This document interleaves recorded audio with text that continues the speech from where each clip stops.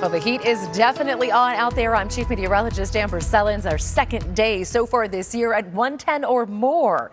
But thankfully, nowhere near that record, which today is 122 degrees. Today is the anniversary of that hottest day ever recorded in the city of Phoenix, happening on this date back in 1990. But 112, that official high in Phoenix today. It does look like we're going to stay hot for the remainder of the week. Right now, we still have a lot of spots across the valley up at 110 or near that. Phoenix, Sky Harbor at 110 degrees.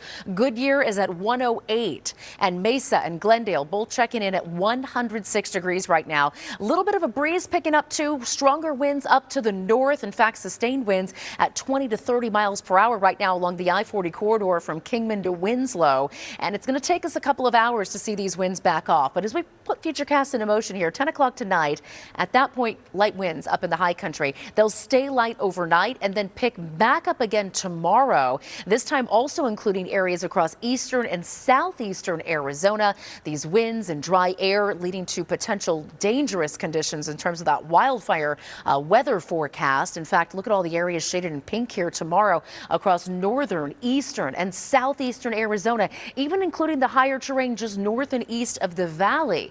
These are all red flag warnings, also known as fire weather warnings, and these get issued when the weather conditions could make wildfires grow explosively. So we're looking at very low humidity values, in some cases getting down to about 6% or so tomorrow afternoon in these spots, and gusts at 40 to 45 miles per hour. So we're really going to have to watch out for wildfires across our state tomorrow and their potential growth. All of that wind coming as low pressure passes to our northwest. It is not going to dig far enough south to bring us any moisture. It passes by with some slightly lower temperatures, but then high pressure builds in again as we head through the weekend and early next week. And this is going to crank up the heat even more. In fact, Sunday could be our first 115-degree day of the year. On average, this tends to happen for us right around July 8th, so perhaps a little bit sooner than that this year.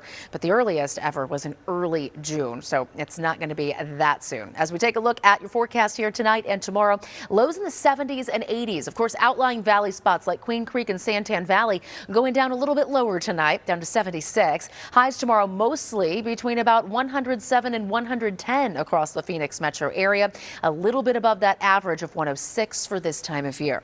Now here's the next 7 days. We drop to 109 Wednesday and Thursday, pick up some stronger breezes here in the valley on those days too.